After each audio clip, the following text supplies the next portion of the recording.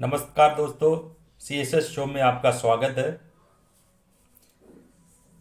पैसा कैसे बचाएं, पैसा कैसे सेविंग करें, पैसा कैसे बढ़ाएं अपना,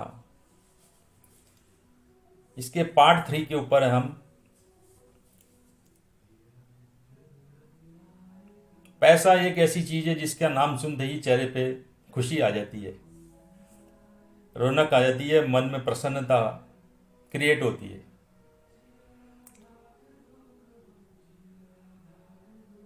पर पैसा हमारे पास में बचना चाहिए, पैसा थोड़ा थोड़ा करके बढ़ना चाहिए। तो उसमें एक मेन फैक्टर गवर्नमेंट का भी चलता है। गवर्नमेंट की कुछ पॉलिसियां जो लोगों के हित में हो,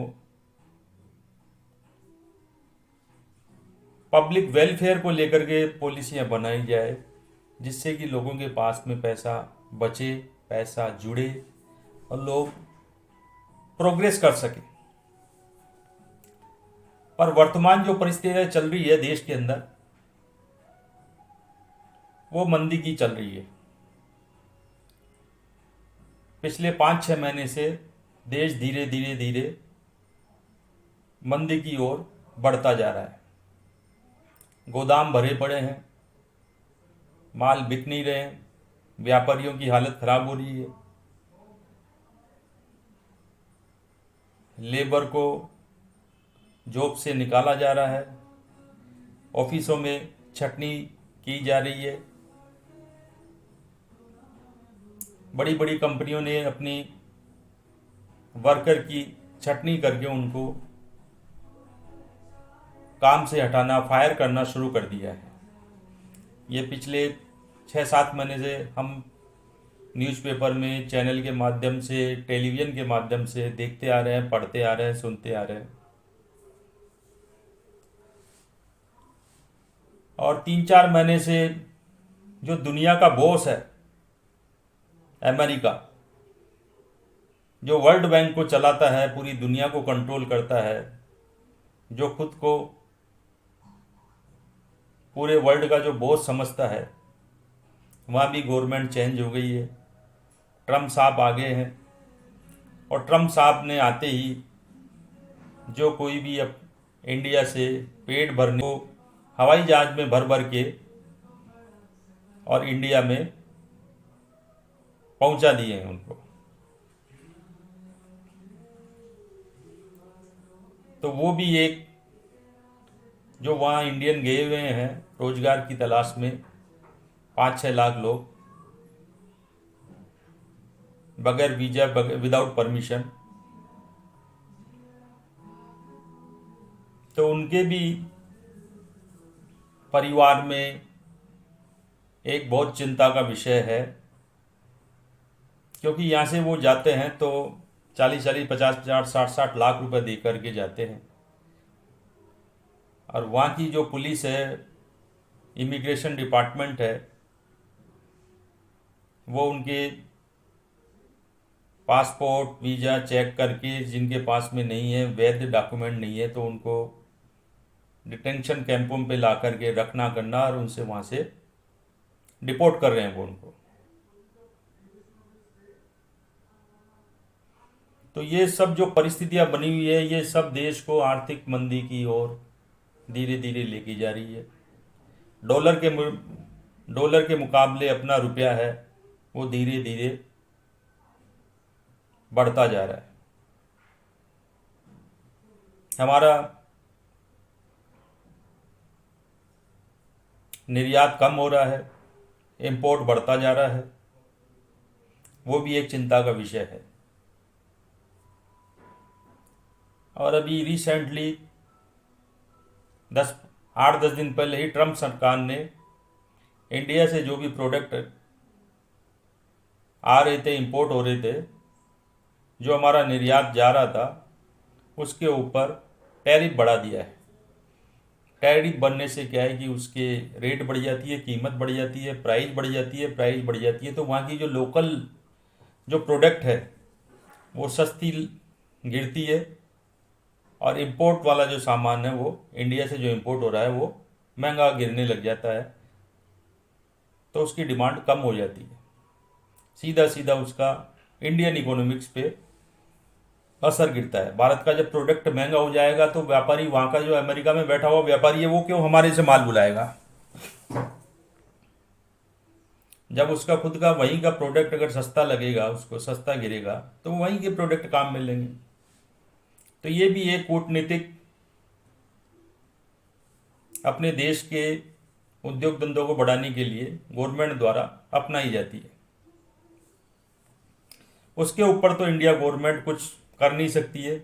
इंडिया गवर्नमेंट भी चाहे तो जो भी अमेरिका से सामान आता है उसके ऊपर इंपोर्ट ड्यूटी बढ़ा दे, उनका प्रोडक्ट भी इंडिया के अंदर मार्केट में महंगा हो जाएगा, इंपोर्ट महंगा हो जाएगा, माल आना बंद हो जाएगा। तो जैसे को तैसा तो इंडिया को भी करना पड़ेगा। हाथ पे हाथ रख के चूड़ियाँ पहन के बैठने से या और ऐसे मोदी साहब घूम रहे हैं फिर रहे हैं तो ऐसे काम नहीं चलेगा। मोदी साहब, ये चाय बेचने वाला देश नहीं है, 140 करोड़ लोगों का देश है, इसलिए इसके ऊपर भी ध्यान दीजिए। ये आपको जो तीसरा टर्म जो चल रहा है, हमारा पूरा सबका तेल निकल चुका है, लोगों का पूरा बिल्कुल गले तक बढ़ते हुए आ गए हैं, इसलिए आम जनता का जीवन कैसे खुशहाल हो उसके ऊपर ध्यान दीजिए। आप घूम रहे हो फिर रहे हो वो सब करो आप, उसमें कोई मना नहीं है, पर हम भी आराम से घूमे फिरे अपने जीवन यापन को चला सके, वो हिसाब से आम जनता की ओर भी आप देखिए। अब आते हैं मुद्दे की बात पे कि ऐसे समय में सरकार को क्या करना चाहिए, हमारी सरकार को क्या करना चाहिए, वित्त मंत्री जी को क्या करना चाहिए। मैं इसके कैपेबल भी हूं कि नहीं, मैं योग्य भी हूं कि नहीं,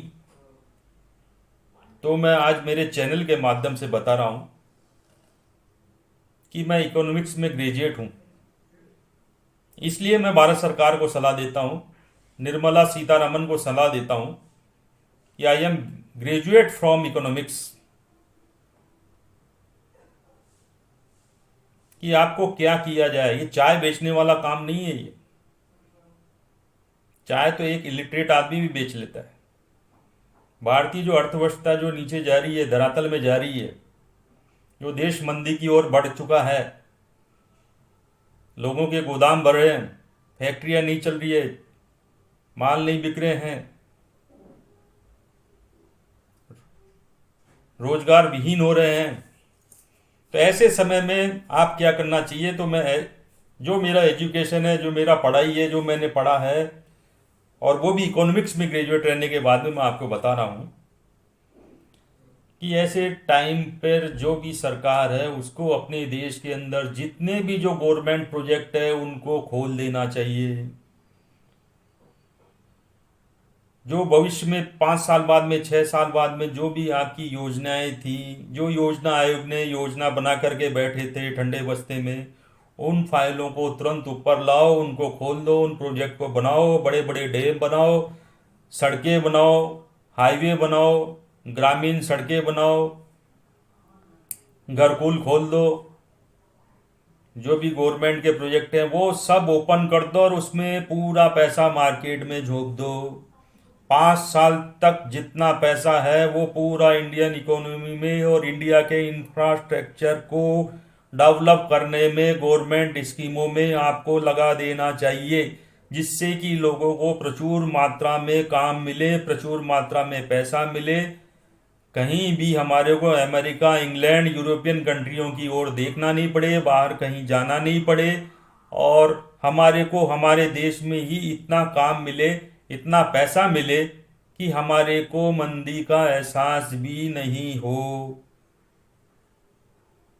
हमारे को किसी को भी काम के लिए बाहर देशों में जाना नहीं पड़े, और हमारे को हमारे इंडिया के अंदर ही इतना काम मिले, इतना पैसा मिले कि किसी को भी अपनी मूलभूत आवश्यकताओं की पूर्ति में किसी भी प्रकार की परेशानी, अड़चन नहीं आए।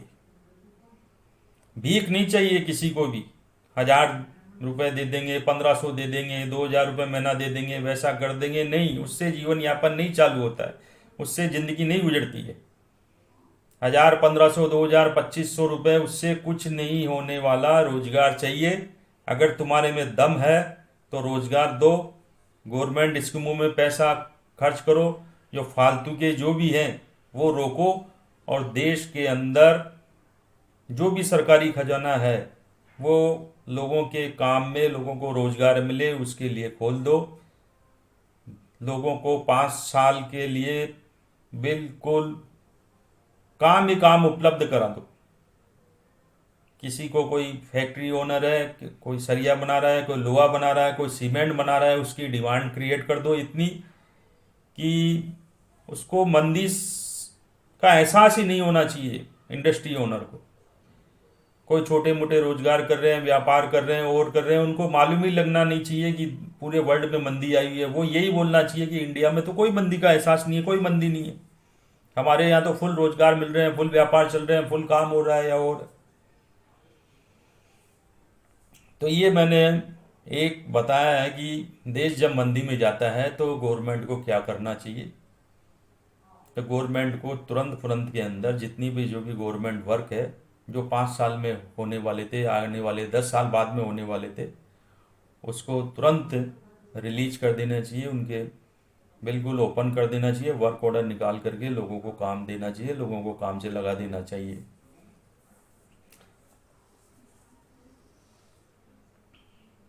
अब हमारी भी एक नैतिक जिम्मेदारी बनती है।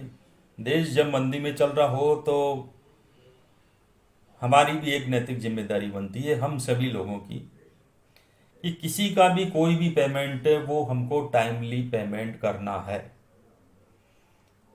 अगर हमारे पास में पैसे आ गए हैं, किसी से भी हमने 8 दिन 10 दिन 15 दिन के क्रेडिट पे माल लिया था और हमारे पास में वो माल बिक गया है, पैसा 5 दिन में ही आ गया है, तो हमारे को जैसे ही पैसा आ गया हमारे पास में 5 दिन में, तो हमारे को जिस व्यापारी से हमने क्रेडिट में माल लिया था उसको 5 दिन में ही पेमेंट वापस कर दीजिए। उसका जो भी बनता है उसको लौटा दीजिए उसको, जिससे कि मार्केट में फ्लक्चुएशन फास्ट हो। जितना मार्केट में फ्लक्चुएशन फास्ट होगा उतना मनी रोटेशन ज़्यादा होगा, मनी रोटेशन ज़्यादा होगा, वर्क बढ़ेगा, डिमांड ज़्यादा क्रिएट होगी, रोजगार मिलेगा, उद्योग धंधे चलेंगे, गोडाउन में से माल बिकेगा, गाड़ियाँ चलेगी, लेबर को वर्क मिलेगा। तो हमारी भी एक नैतिक जिम्मेदारी है कि जिस किसी से भी हमारे को, व्यापारियों को, शॉपकीपर को, होलसेलर को, जिस किसी को भी जहाँ से भी जो भी माल लिया है, उधार में लिया है, क्रेडिट पे लिया है, उसको टाइमली पेमेंट करना है। पहले माल बिक गया है, पहले माल सेल हो गया है तो तुरंत ये नहीं इंतजार करना है कि 10 दिन की क्रेडिट पे आया था अभी क्यों दे, हम तो 5 दिन इस पैसे को और रख लेते हैं। नहीं, जितना जल्दी माल बिक गया जितना जल्दी हमारे को पेमेंट देना है, जिससे कि पेमेंट का जो रोटेशन है वो फास्ट हो। फास्ट होगा तो वो व्यापारी और अपने 4 काम निपटाएगा, 4 लोगों को पेमेंट देगा, लेबर को टाइमली पेमेंट देगा, इंडस्ट्री ओनर को टाइमली पेमेंट देगा। फास्ट पेमेंट देगा तो इंडस्ट्री ज़्यादा ग्रोथ करेगी, होलसेलर को ज़्यादा ग्रोथ करेगा, लेबर वर्क ज़्यादा करेगा, तो हमारा देश मंदी का एहसास नहीं होगा। मंदी में हम तुरंत बाहर आ जाएंगे। ये भी हमारी एक नैतिक जिम्मेदारी है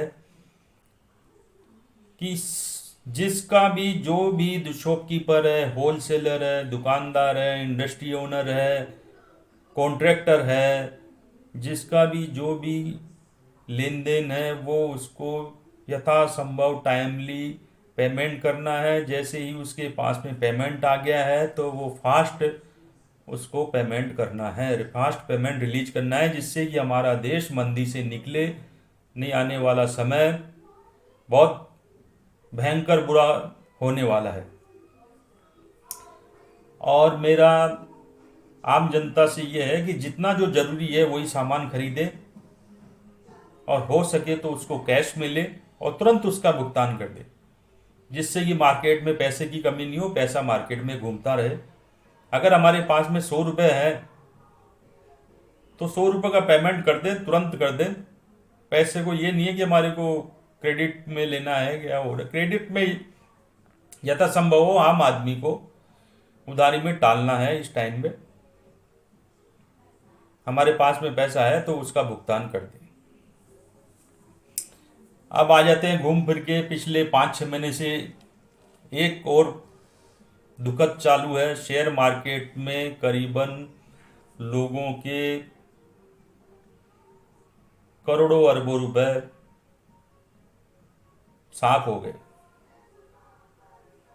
5-6 महीने से शेयर मार्केट नीचे नीचे नीचे down down down down down आते ही जा रहा है। और मैं तो पहले भी कह चुका हूं कि शेयर मार्केट एक पागल घोड़े की सवारी है, न जाने वो कब अपने को गिरा दे। फिर भी अब लोगों की इच्छा है और है भाई, ठीक है, अब अटक गए कर गए, उनके लिए भी कुछ ना कुछ बताना चाहिए। तो बताना मेरा फर्ज है कि देखो, जो अटके हुए हैं वो तो वहीं अभी खड़े रहे। जब देश मंदी से निकलेगा, समय सही आएगा, तो शेयर मार्केट वापस ग्रोथ करेगा, तो धीरे धीरे धीरे उनके भी लॉसेस कम हो जाएंगे। जो शेयर पड़े हैं उनको पड़े रहने दो, जो एसआईपी है उनको पड़े रहने दो, उनको बेच बाच करके घाटा खा करके बाहर भगे नहीं, निकले नहीं।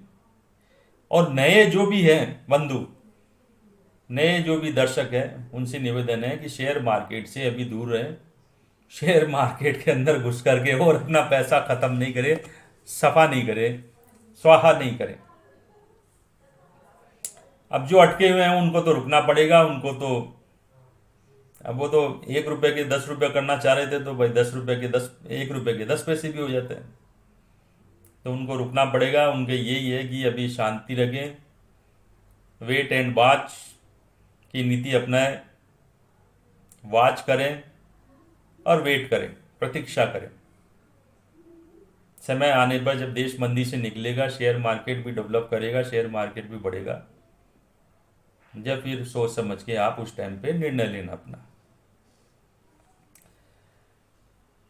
शादी समारोह के अंदर हमको सिंपल शादियां करनी है, तड़क भड़क अनाप शनाप खर्चों से बचना है। सिंपल बर्थडे, बच्चों के बर्थडे है, खुद के बर्थडे है, या जो कोई भी है, जो भी बर्थडे पार्टियां हैं वो सिंपल करनी है, घर पे ही करनी है और इजी सिंपल में अपना काम करना है। बाहर होटल में भी है, लिमिटेड जाना है, कोई ज़रूरी हो तो ही जाना है, कम से कम खर्चा करना है। देश अभी मंदी में चालू है, देश मंदी की ओर बढ़ रहा है। इसलिए आम जनता से मेरा है कि यथासंभव फिजूल खर्ची से बचना है और पैसा है वो अपने सेविंग में रखना है। पैसा बचाएं और चेहरे पे खुशी लाएं। महंगे कपड़े, ब्रांडेड शूज, ब्रांडेड परफ्यूम, इनकी जगह पे लोकल कंपनियों के प्रोडक्ट लेने हैं, उनको बढ़ावा देना है, जिससे कि जो छोटी छोटी कंपनियां हैं वो भी जिंदा रह सकें, उनके प्रोडक्ट भी बिकते रहें। और जो छोटे छोटे कुटीर उद्योग है, एमएसएमई उद्योग हैं इंडिया लेवल पे, जो इंडिया की इकोनॉमिक्स की रीढ़ की हड्डी है, जो आज के टाइम पे सबसे ज़्यादा एमएसएमई ही लोगों को रोजगार देती है। तो जितने भी जो लोकल कंपनियां हैं उनके प्रोडक्ट खरीदना है, उनका माल लेना है और उनको बढ़ावा देने का प्रयास करना है। ठीक है दोस्तों, जितने भी जो हमारे नए दर्शक आए हुए चैनल के ऊपर, उससे निवेदन है कि हमारे चैनल को सब्सक्राइब करें, लाइक करें, शेयर करें। और पुराने वाले भी जो दर्शक हैं, सब्सक्राइबर हैं, उनसे भी निवेदन है कि हमारे चैनल को शेयर ज़रूर किया कीजिए। नमस्कार।